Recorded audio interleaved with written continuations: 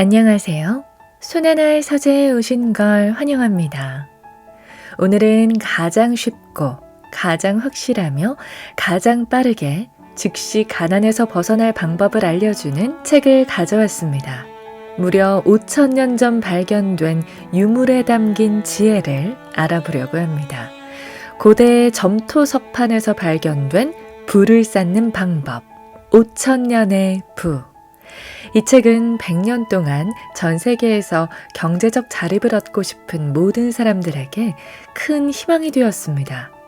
5,000년 전 지혜가 오늘날에도 적용이 될까 싶지만 놀랍게도 그 옛날과 지금의 부자와 빈자는 다를 것이 없더라고요.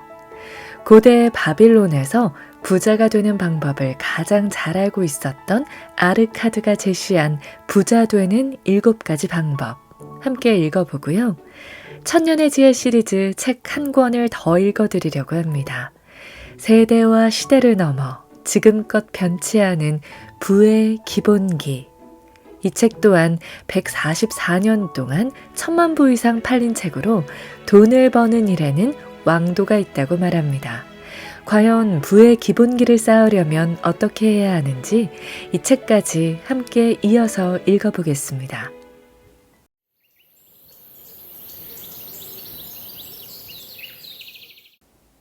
5,000년의 부, 첫 번째 치유책. 그대의 지갑을 가득 차게 하라. 아르카드가 사려 깊어 보이는 한 남자에게 물었다. 당신은 어떤 일을 합니까? 저는 점토판에 기록하는 일을 합니다. 그리고 그 뒤에 앉은 사람에게 물었다. 당신은 어떤 일을 합니까? 저는 정육점을 합니다. 가축의 고기는 팔고 가죽은 샌들 제조업자에게 판매합니다. 아르카드는 몇몇 사람에게도 똑같은 질문을 한 뒤 첫 번째 날의 가르침을 시작했다. 여러분은 모두 부를 얻을 수 있는 사람들입니다. 여러분 모두가 일을 하고 있기 때문입니다. 부를 얻기 위해서는 이미 하고 있는 직업을 이용해야 하기 때문입니다. 매일 아침 바구니에 10개의 동전을 넣고 매일 저녁 9개의 동전을 꺼내면 어떻게 될까요? 시간이 지나면 바구니가 가득 차겠죠? 넣은 것보다 꺼낸 것이 적으니까요. 자, 여기 텅텅 비어있는 지갑 하나가 있습니다. 이 지갑을 가득 채우는 방법은 바로 이것입니다. 여러분의 지갑 속에 넣은 돈 가운데 9알만을 꺼내 사용하는 것입니다. 나는 이 단순한 진리를 안 그 순간 실제로 실천하기 시작했습니다. 돈의 노예를 만들어 황금을 만드는 군단을 만들고 끊임없이 열리는 부의 나무와 과수원을 만드는 일까지 가능하게 되었습니다. 내가 하는 이 말이 단순하다고 비웃지 마십시오. 가볍게 여기는 사람은 언제나 텅 빈 지갑만을 갖게 될 것입니다. 진리는 언제나 단순한 법입니다.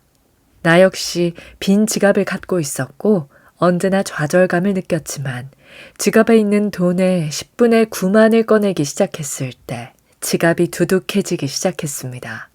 10분의 9만을 사용해도 전과 다름없이 살아갈 수 있었고 얼마 후에는 전보다 더 쉽게 돈이 생겼습니다. 벌어들인 모든 소득을 쓰지 않고 일부 10분의 1만을 저축하는 사람에게 돈이 더 쉽게 생기는 것은 확실히 신의 법칙입니다. 여러분은 무엇을 가장 원합니까?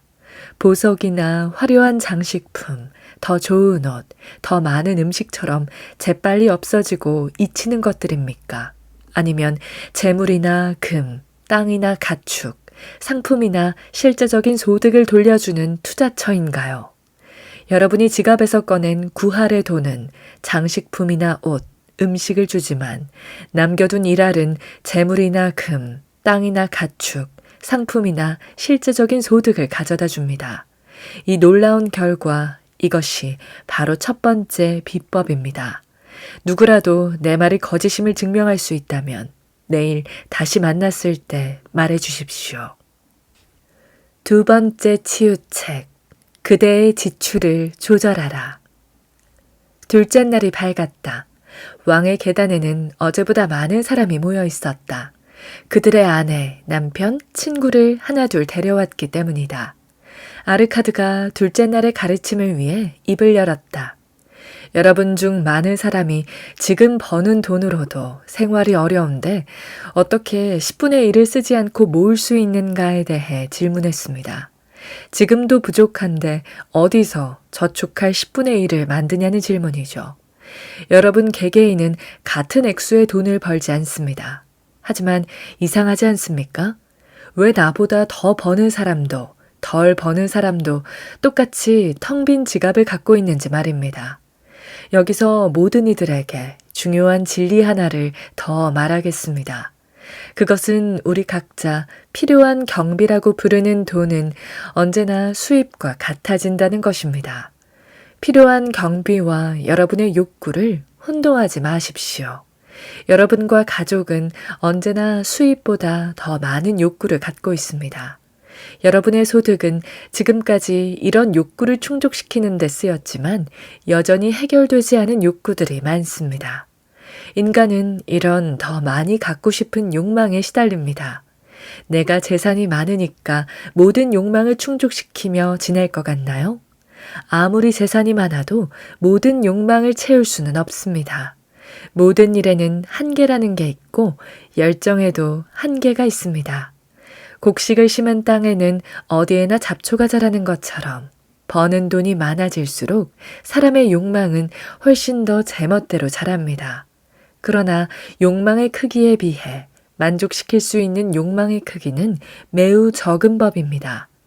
여러분의 평소 생활을 점검하십시오. 분명 줄이거나 없앨 수 있는 많은 경비가 발견될 것입니다.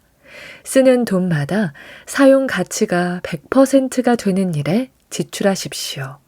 사야 한다고 생각되는 것을 하나하나 모두 적고 꼭 필요한 것만을 선택하십시오. 그리고 지불하는 돈의 가치가 100%가 되는 것에만 쓰십시오. 나머지는 모두 욕망일 뿐이니 지워버려도 됩니다. 수많은 욕구 중 일부에 지나지 않는 그것을 지우는 걸 아쉬워하지 마십시오. 필수 경비를 다시 계산하도록 하십시오. 이 과정은 훗날 당신이 얻게 될 큰 부를 만들어줄 미천입니다. 그러자 붉은색과 금색 옷을 걸친 젊은이가 일어나 말했다. 저는 자유로운 사람입니다.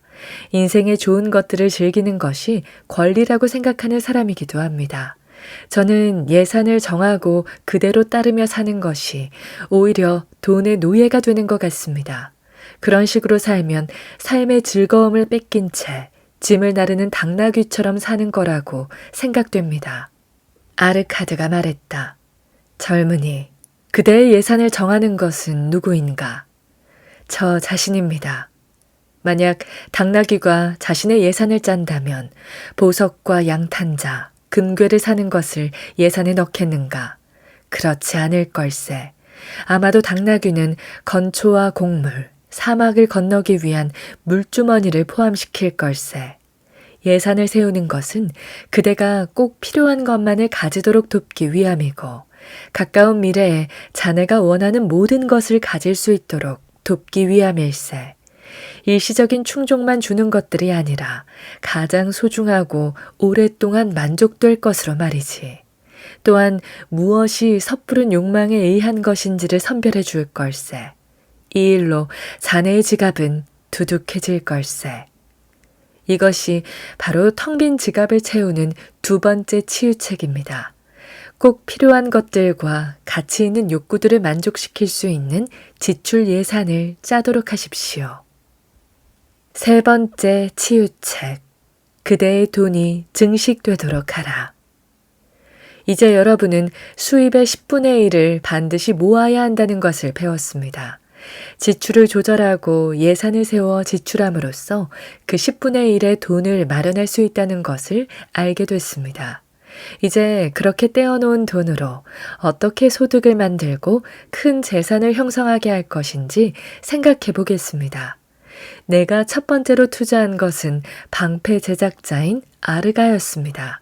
그는 매년 한 번씩 청동을 대량으로 사들였는데 그때 부족한 돈을 빌리곤 했습니다. 그는 아주 정직한 사람이라 청동으로 방패를 만들어 팔아 빌린 돈을 갚았습니다. 그는 빌린 돈을 돌려줄 때 이자를 함께 줬습니다. 나는 아르가를 믿고 투자했습니다. 그렇게 받은 원금과 이자로 돈의 씨앗은 늘어났고 수익도 함께 늘어났습니다. 그리고 그 돈들을 결코 다른 곳에 사용하지 않았습니다. 부란 지갑에 들어있는 것이 아닙니다. 부는 내 지갑으로 끊임없이 흘러들어오게 만드는 우물에 있습니다. 이런 것이 여러분이 원하는 것 아닙니까? 내가 잠을 자고 쉬는 동안, 여행을 하는 동안에도 계속 들어오는 수입 말입니다. 나는 이 첫 번째 투자에서 원금과 그에 따른 이자가 더해져감에 따라 투자를 더 확대했습니다. 변변찮은 소득으로 시작했지만 시간이 지나며 많은 황금 노예들을 얻은 셈입니다. 그리고 그 황금 노예는 자식을 만들어냈고 그 자식들의 자식까지 낳으며 열심히 일한 결과가 내 지갑으로 지속적으로 흘러들어왔습니다. 그 수입은 정말 스스로 커졌습니다. 여러분도 인정하듯 돈이란 합리적인 수입을 일으킬 때 가장 빠르게 증가하는 법입니다. 어느 농부는 첫 아들이 태어났을 때 은 10잎을 대금업자에게 가져갔습니다. 원금과 이자 모두를 지속적으로 투자했기 때문에 4년이 지나자 은화 10잎이 30.5잎이 되었습니다. 농부는 크게 기뻐하며 지금 아들은 그 돈이 필요하지 않으니 아들이 50세가 됐을 때 지불해달라고 했습니다. 아들이 50세가 되기 전 아버지는 세상을 떠났습니다.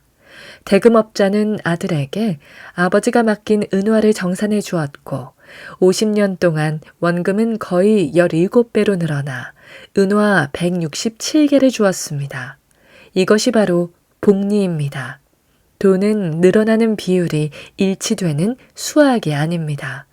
어느 순간 스스로 계속 커져 비율을 계산할 수 없게 되는 것입니다. 여러분이 알아야 할 것이 바로 이것입니다. 즉, 돈을 올바르게 투자할 곳을 매우 신중하게 선택하고 그 원금을 이자와 함께 양떼처럼 번식하게 만드는 것입니다. 네 번째 치유책. 보물을 잃어버리지 않도록 단단하게 지켜라. 불행은 틈을 타고 들어옵니다. 사람의 돈 역시 마찬가지입니다. 굳건하게 지키지 않으면 너무나 쉽게 잃고 맙니다. 그러므로 신이 우리에게 더 큰 것을 맡길 수 있도록 먼저 적은 돈을 안전하게 지키고 그것을 보호하는 방법을 배워야 합니다. 투자의 원칙은 원금에 대한 안전입니다. 원금이 줄거나 사라질 수 있지만 큰 소득을 줄지 모를 곳이라고 맡겨도 됩니까?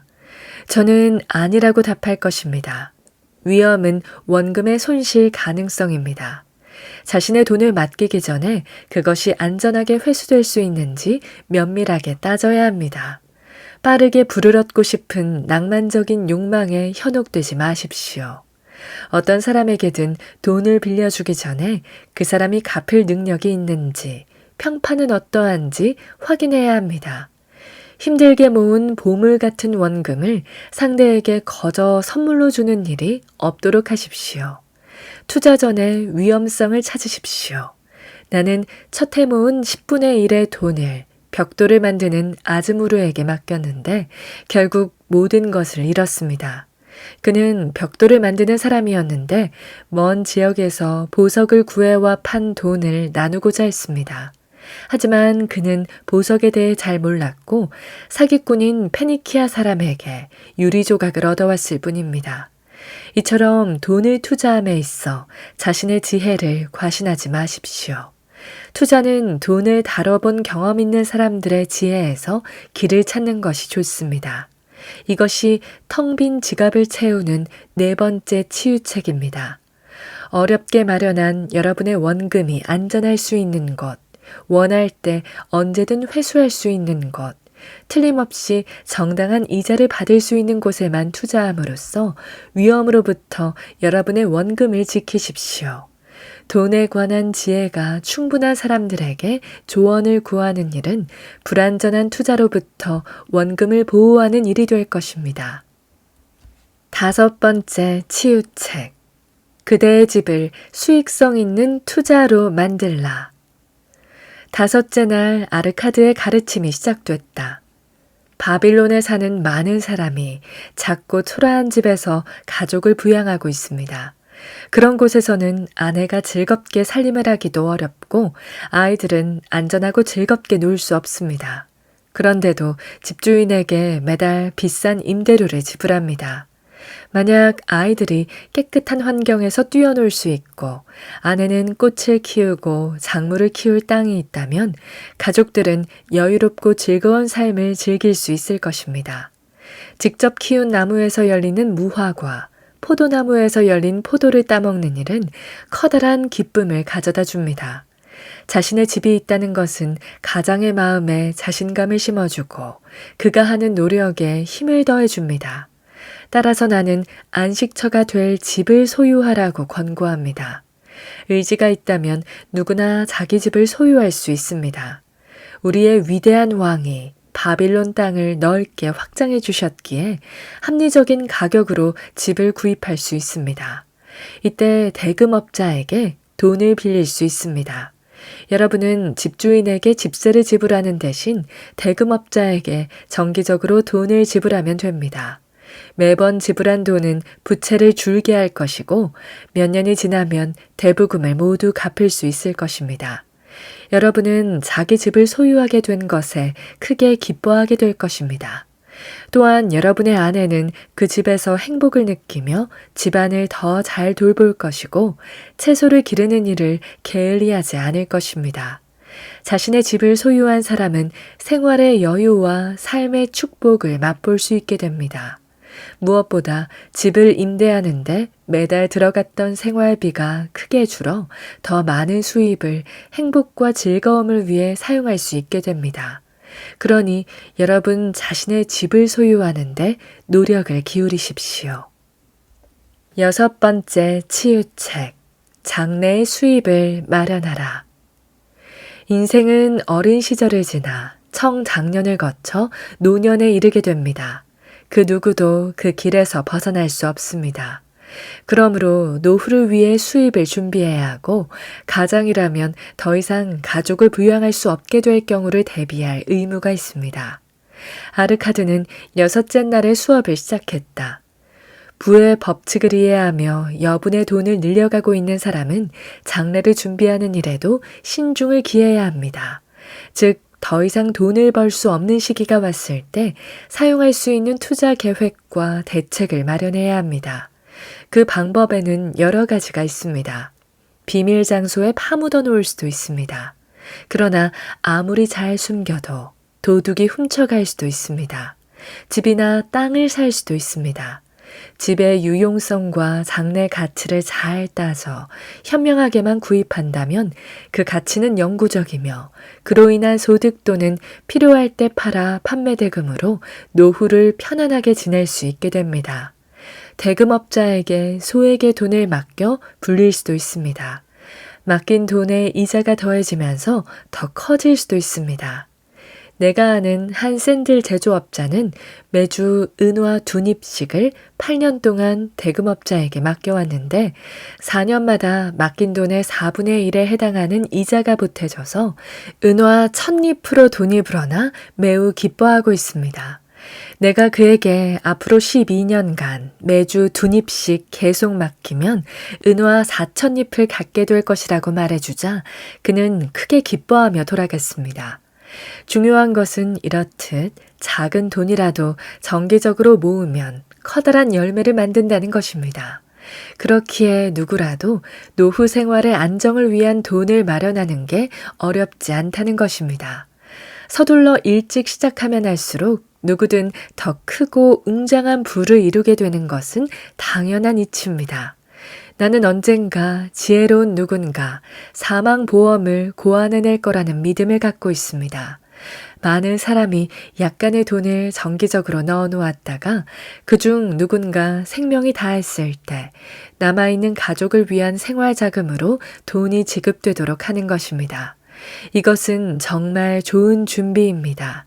그러나 이것은 왕좌만큼이나 확고해야 하기에 이것을 운영하거나 준비된 위원회가 없는 지금은 가능하지 않습니다. 그렇지만 언젠가는 이것이 실현되어 많은 사람들에게 축복이 되줄 거라고 믿고 있습니다. 이것은 먼 훗날에나 가능할 이야기이므로 지금은 지금에 맞게 대비해 나가야 합니다. 가난한 남자에게는 더 이상 가장으로서의 역할을 기대할 수 없어서 힘들고 가장 없는 가족은 참으로 비참하기 때문입니다. 여기서 보태자면 이것은 5,000년 전 이야기이기 때문에 현재는 보험사에서 많은 사망보험이 있습니다. 그것을 미리 예견한 아르카드가 정말 대단하다고 할 수 있죠. 계속해서 아르카드의 이야기를 들어볼까요? 이것이 텅 빈 지갑을 채우는 6번째 치유책입니다. 여러분이 나이가 들어가는 날 수만큼 늘어가는 돈을 지급받기 위해 가족을 보호하기 위해 미리 대비하십시오. 아주 적은 돈으로 시작해 나를 위해 일해줄 부의 노예 군단을 기르십시오. 7번째 치유책. 그대의 돈 버는 능력을 증대시켜라. 오늘 마지막 법칙을 말하려고 합니다. 그것은 성공과 성공에 역행하는 사람들의 마음과 생활에 대해서입니다. 얼마 전 어떤 젊은이가 저에게 돈을 빌리러 왔습니다. 그는 지금 버는 돈으로는 생활이 어렵다고 했습니다. 그는 배를 만들어 노를 젓는 일을 하고자 했습니다. 하지만 그는 빌린 돈을 갚을 능력이 없었습니다. 그는 노를 저어본 경험도 없었기 때문입니다. 따라서 나는 그 젊은이에게 대금업자와 거래할 수 없는 조건이라고 말해 주었습니다. 그리고 나서 그에게 물었습니다. 젊은이, 자네에게 필요한 것은 지금보다 더 많은 돈을 버는 일이네. 자네는 지금보다 더 많이 벌기 위해 어떤 노력을 하고 있는가? 저는 할 수 있는 모든 일을 하고 있을 뿐 아니라 2달 동안 6번이나 주인을 찾아가 월급을 올려달라고 요청했습니다. 누구라도 이렇게까지 하지 못할 것입니다. 그러나 주인은 월급을 올려주지 않았습니다. 이 청년은 수입을 늘리기 위한 중요한 한 가지를 하고 있지 않았습니다. 부자가 되는데 꼭 필요한 돈을 더 갖겠다는 강한 열망을 가진 것은 칭찬받을 만한 일입니다. 그 욕망은 반드시 필요하기 때문입니다. 하지만 욕망은 단지 약한 바람일 뿐입니다. 단순히 부자가 되기를 원하는 마음으로는 모든 일이 이루어지지 않습니다. 금화 5잎을 갖고 싶다는 욕망은 그 돈을 가질 수 있게 만드는 실체가 됩니다. 금화 5잎을 얻은 다음 10잎을, 그 다음에는 20잎을, 나중에는 1000잎을 벌 수 있는 방법을 찾아냈을 때 부자로 만들어줄 10분의 1의 돈도 커질 것입니다. 작지만 명확한 욕망을 성취하는 것을 배운 사람은 더 큰 욕망을 성취할 수 있는 훈련을 한 셈입니다. 따라서 계속해 나갈 수 있는 배짱과 힘, 믿음을 갖게 됩니다. 이것이 바로 부가 축적되는 확실한 과정입니다. 사람이 배우고 더 유능해져 가면서 처음에는 매우 적은 금액을 모으며 시작하지만 더 많이 벌 수 있는 능력이 더해지며 더 큰 돈을 모을 수 있게 됩니다. 하지만 부에 대한 욕망은 단순해야 합니다. 욕망이 너무 여러 가지로 나눠 있거나 달성할 수 있는 범위를 넘어서는 욕망은 그 자체로 목적을 달성하지 못합니다. 사람은 지금 자신이 하는 일에 숙련되면 버는 돈이 늘어납니다. 바로 거기서부터 시작해야 합니다. 나는 매일 몇 푼을 벌기 위해 점토에 글을 새기는 비천한 필경사였습니다. 하지만 주변에는 나와 똑같은 시간을 일하면서 더 많은 돈을 버는 사람들이 있다는 걸 알게 됐습니다. 그들이 나보다 더 실력이 뛰어나고 능숙했기 때문이지요. 그래서 누구에게도 뒤지지 않겠다고 결심하고 능숙해질 수 있도록 노력했습니다. 제 일에 더 많은 관심을 갖고 작업에 더 집중하고 더 끈질기게 노력한 결과 하루에 저보다 더 많은 석판을 조각할 수 있는 사람이 거의 없어졌습니다. 나는 숙련도가 높아진 만큼 합당한 보상을 받았고 주인에게 월급을 올려달라고 요청하기 위해 6번이나 찾아갈 필요가 없었습니다. 사람은 지혜가 많을수록 더 많은 것을 볼 수 있고 얻을 수 있게 됩니다. 자신이 가진 기술을 더 발전시키고 누구보다 숙련된 사람이 되겠다고 결심한 사람은 풍성한 보상을 받을 것입니다. 기능공이라면 자신이 쓰는 도구에 대해 더 알려고 할 것입니다. 법률이나 의료계에 있다면 같은 분야의 사람들과 교류하고 배우면서 지식을 교환할 것입니다. 상인이라면 더 좋은 상품을 더 저렴한 가격에 구입할 수 있는 방법을 계속 모색할 수 있습니다. 자기 일에 면밀하게 주의를 기울이는 사람은 자신을 믿고 지지하는 사람들이 더 만족할 수 있는 다양한 방법을 고안해내고 찾아냅니다. 따라서 그들의 실력은 점점 더 발전됩니다. 그러니 그저 뒤처지지 않으려 전전긍긍하지 말고 진보의 맨 앞줄에 설 것을 권합니다. 이제 자기 자신을 발전시키고 부를 이루고 싶은 사람은 반드시 다음의 것을 수행하도록 하십시오. 지불할 수 있는 한도를 넘는 물건을 구입하지 말되 만약 이미 그렇게 했다면 모든 힘을 다해 그 빚을 빨리 갚으십시오. 가족들이 나를 자랑스러워할 수 있도록 가족을 돌보십시오. 신이 자신을 부를 때를 대비해 적절하게 재산이 분배될 수 있도록 유언장을 작성해 놓으십시오. 나의 소중한 사람이 큰 불행을 당하거나 다친 사람들을 불쌍히 여기고 합리적인 한도 내에서 그들을 도와야 합니다. 소중한 사람들에게 하는 사려 깊은 행동은 값집니다. 텅 빈 지갑을 가득 차게 만드는 7번째이자 마지막 치유책은 자기 자신의 힘을 기르고 늘 공부하고 더욱 현명해지고 더 능숙해지기 위해 노력하며 남들이 자신을 존중할 수 있도록 행동하는 것입니다.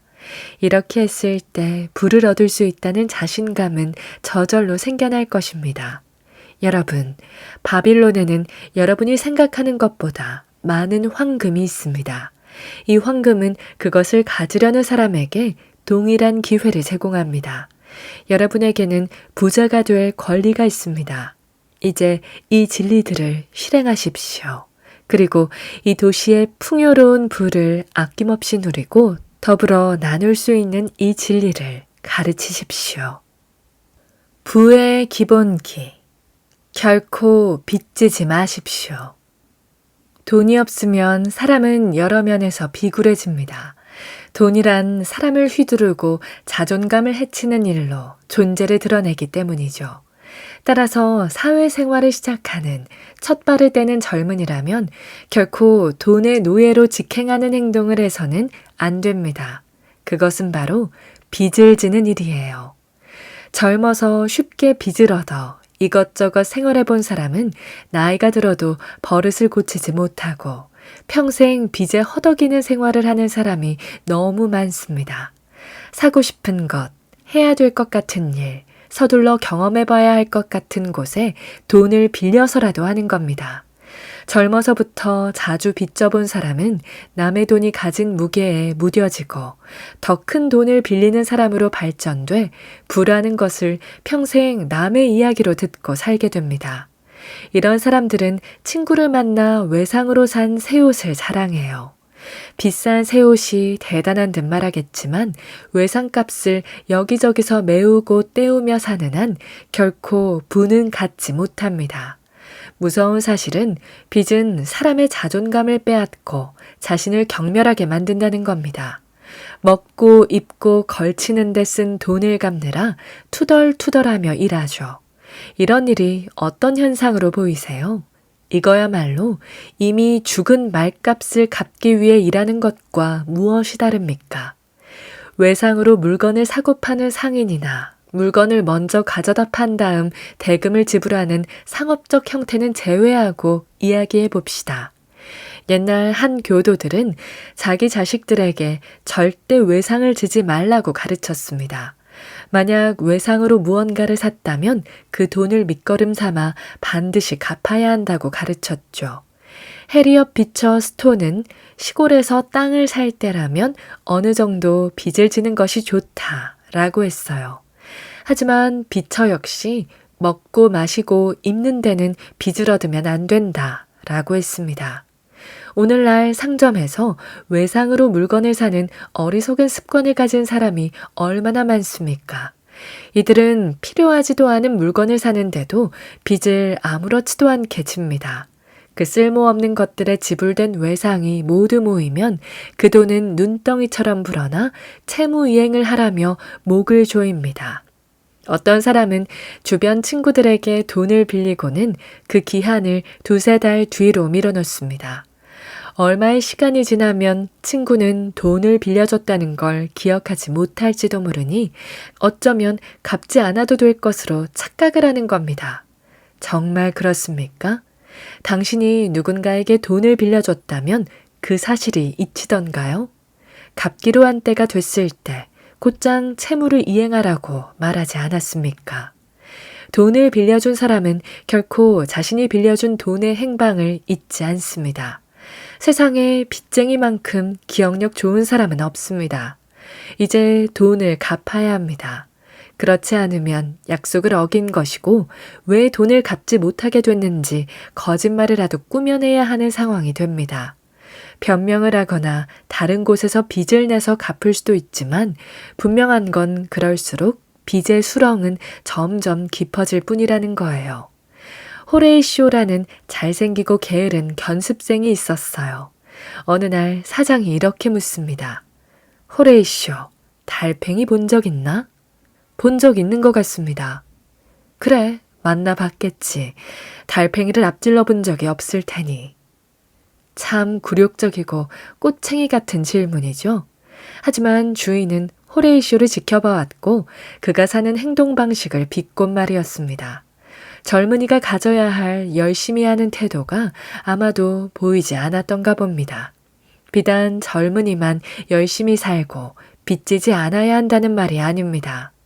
지금 제가 하는 말은 모두에게 적용돼야 마땅한 원칙입니다. 돈을 빌려준 사람은 분명 서둘러 올 겁니다. 그리고 돈을 갚으라고 재촉할 거예요. 만약 갚을 돈이 없다고 한다면 당장 각서를 쓰라고 할 게 틀림없습니다. 거기에 이자를 덧붙여 써놓겠죠. 이제 채권자는 자유가 사라집니다. 각서를 써주고 나면 족쇄 하나를 찬 셈이나 다름없거든요. 그야말로 헛돈을 쓰게 되는 거예요. 빚쟁이는 자고 일어나면 밤새 이자가 붙어 하루가 지날수록 더 가난해지게 됩니다. 자유롭게 지내던 하루가 아니라 하루를 지낸 바람에 이자가 늘어있는 그런 날을 보내게 되는 거예요. 잠을 자는 동안 더 가난해지는 형국이 된 거죠. 돈이란 매우 훌륭한 하인으로 만들 수도 있고 한편으로 무서운 주인이 되기도 합니다. 돈이란 어느 면으로 보면 불과 같습니다.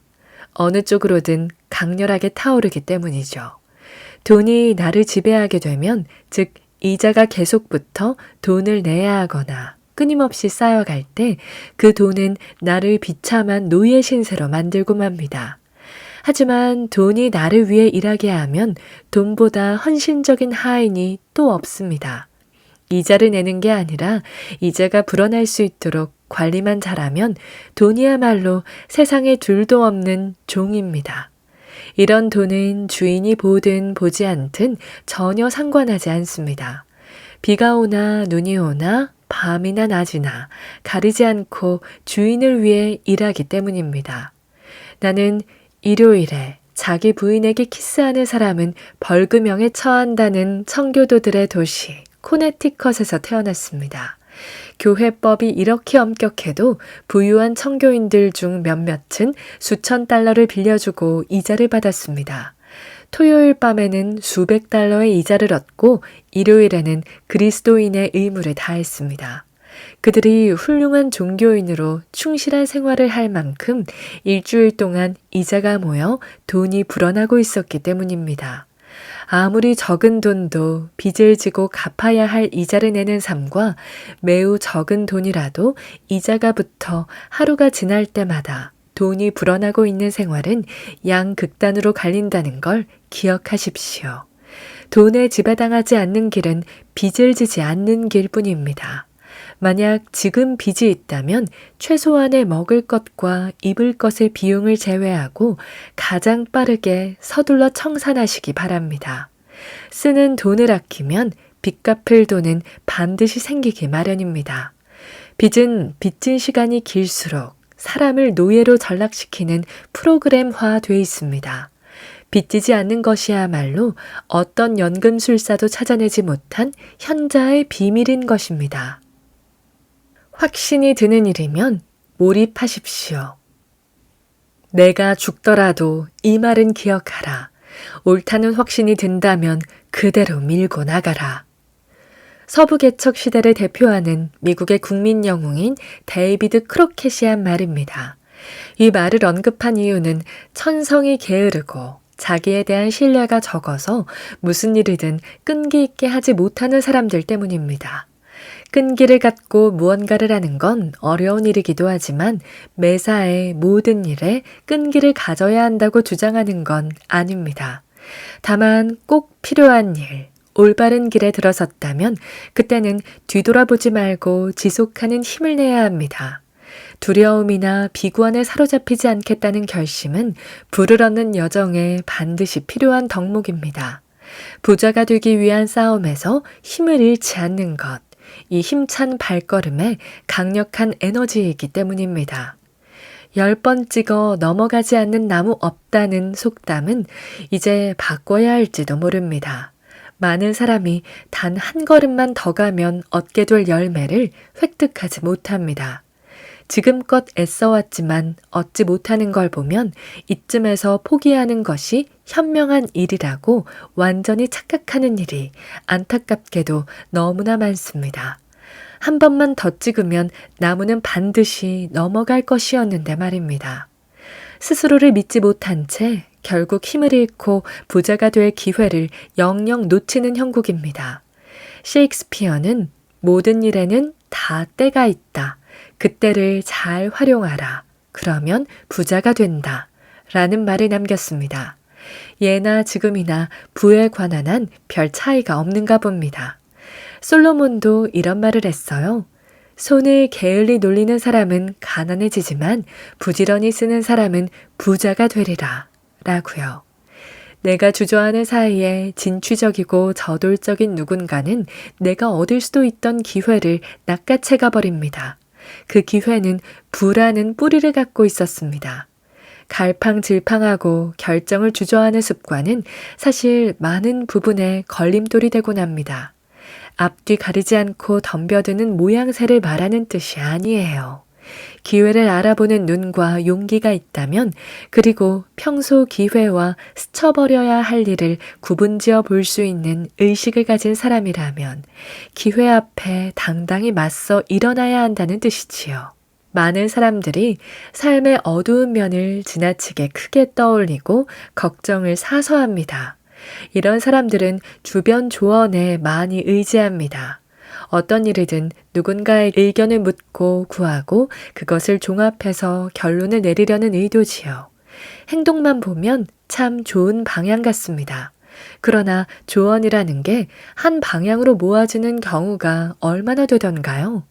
사람은 생각과 경험이 모두 달라서 조언도 묻는 사람 수만큼 생깁니다. 그러다 보면 오히려 길을 잃기 십상 아니던가요? 누군가의 말에 현혹될 필요가 없습니다. 스스로를 믿지 못해 그런 거 아닙니까? 자신을 믿으세요. 나에게 가장 좋고 내가 가장 원하고 내게 이로운 것은 내가 가장 잘 압니다. 뒤따를 것 같은 부정적인 요소에 집중하지 마세요. 어떤 일이든 좋은 일에 나쁜 요소가 함께 들어있지 않은 일은 없습니다. 행복과 불행은 원래 한 쌍이에요. 다만 그 비율이 다를 뿐이죠.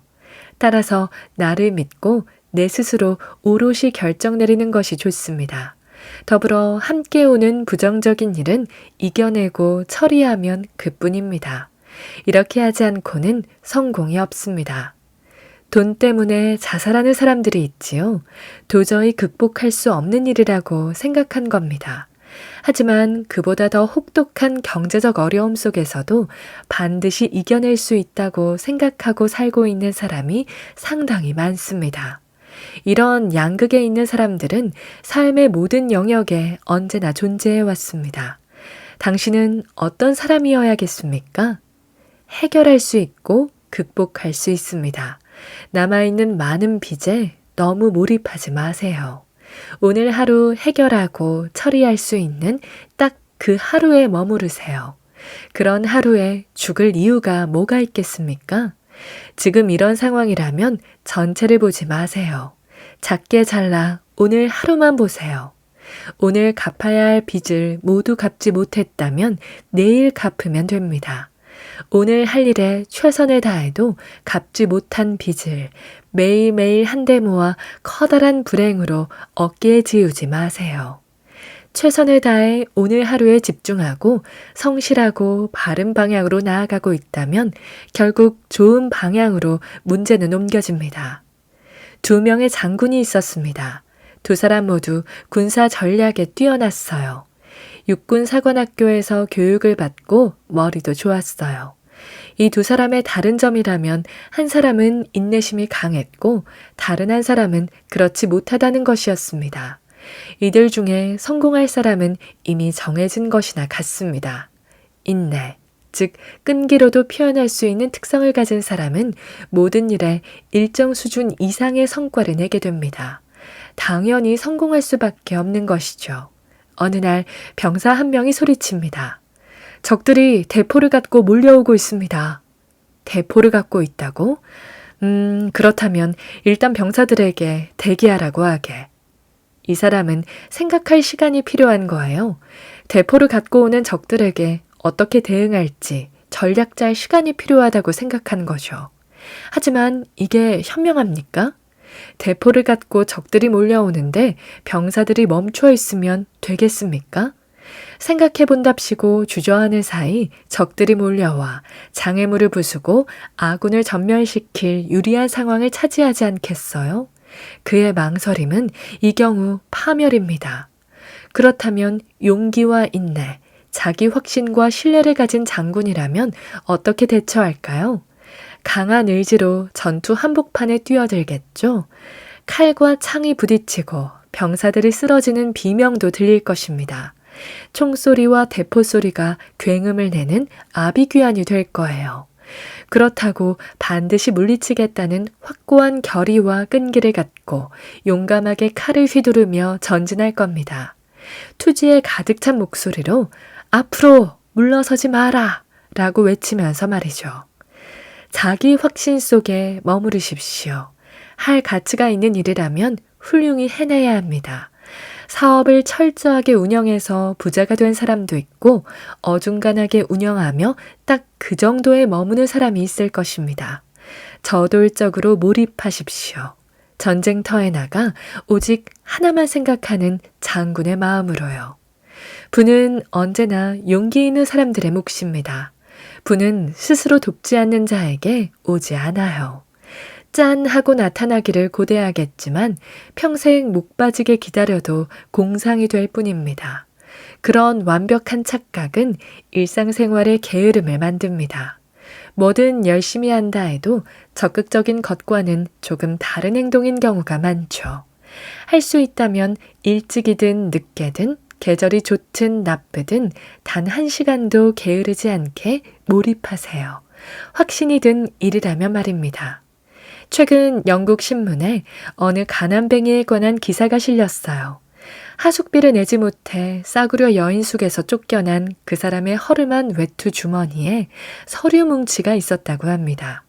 헌데 그 서류 뭉치 속에는 단 한 푼도 들이지 않고 영국의 모든 국가 부채를 갚을 수 있는 획기적인 아이디어가 적혀 있다는 거예요. 조사해보니 그 아이디어는 누구의 도움도 없이 그가 혼자 생각해낸 아이디어였답니다.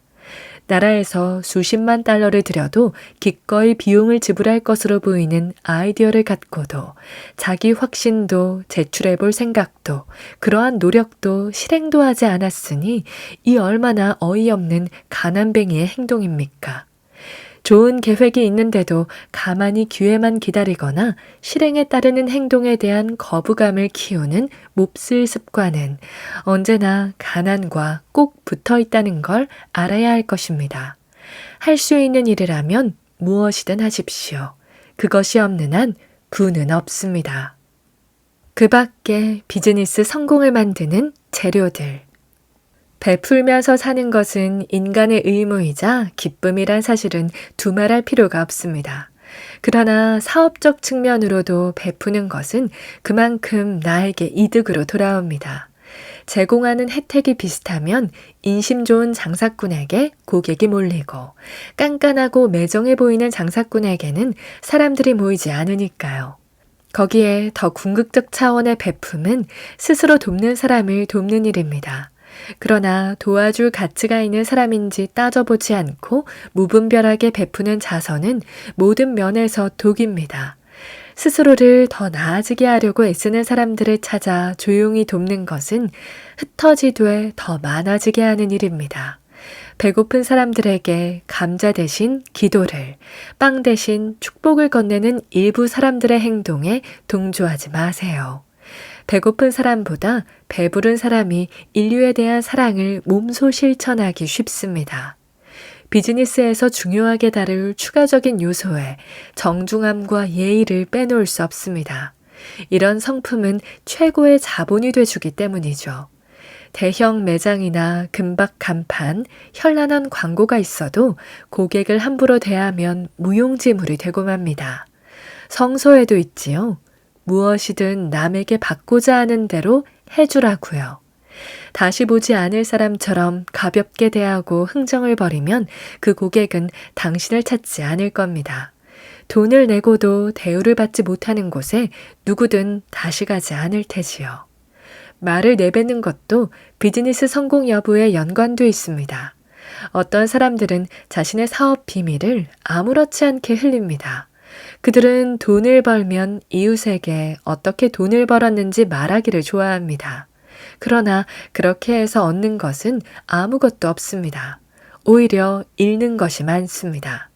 자신의 이익과 앞으로 실행 예정인 목표, 그로부터 얻게 될 수익이나 방법에 대해 아무 말도 하지 마십시오. 만약 당신이 돈을 잃고 있다면 특별히 조심하고 자신의 비즈니스 비밀을 쉽게 얘기하고 다니는지 살펴봐야 할 것입니다. 이렇듯 비즈니스를 성공시키는 데는 말을 조심하는 일이 포함됩니다.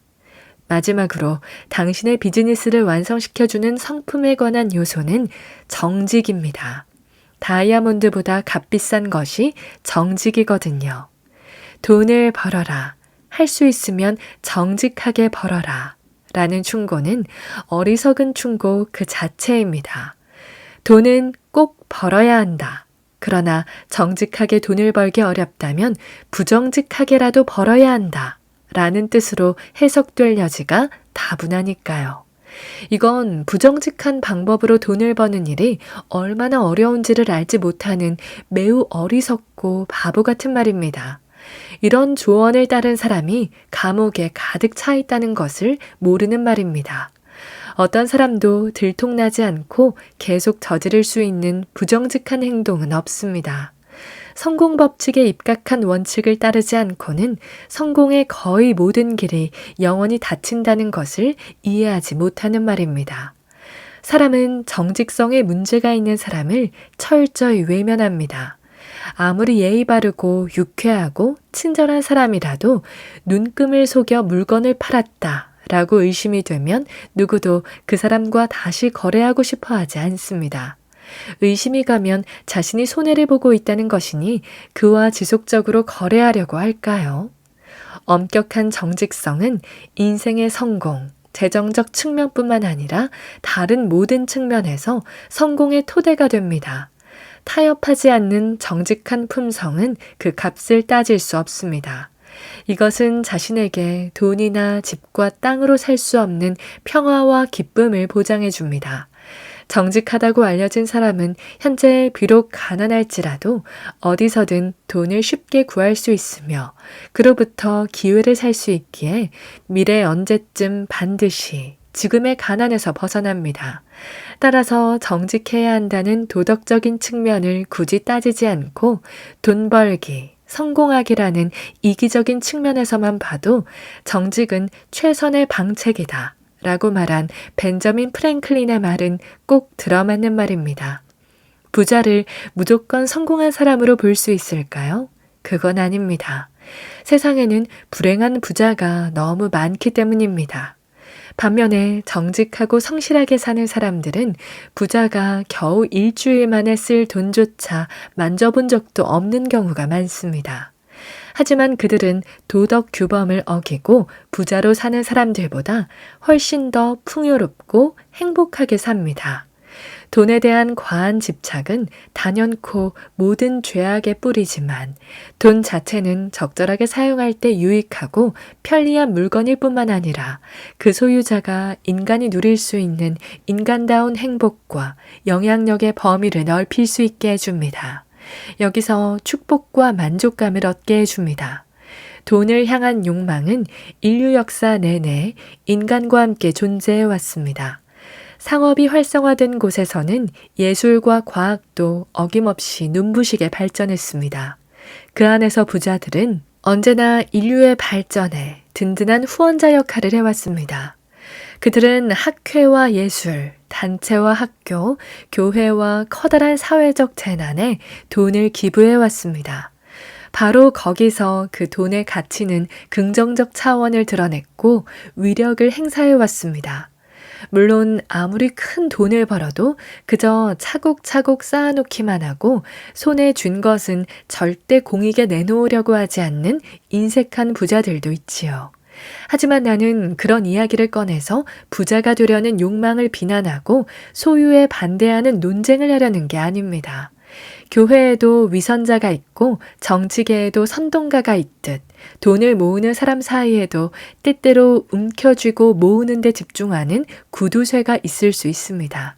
그렇지만 구두쇠의 돈도 골고루 쓰일 날이 옵니다. 쌓인 먼지가 시간이 지나면 흩어지듯 붓 또한 자연의 순리에 따라 전 인류의 발전을 위해 골고루 쓰이게 됩니다. 그러니 구두쇠로 보이는 어떤 사람을 굳이 욕할 필요가 없답니다. 이 땅의 모든 이에게 말합니다. 반드시 돈은 정직하게 버십시오. 마지막으로 셰익스피어의 말로 마무리하고자 합니다. 돈과 재력과 만족을 추구하는 자에게는 좋은 친구가 셋도 되지 않는다. 오늘 저와 함께한 시간 어떠셨나요? 편안한 시간이 되었길 바라며 또 들러주시길 기다리겠습니다.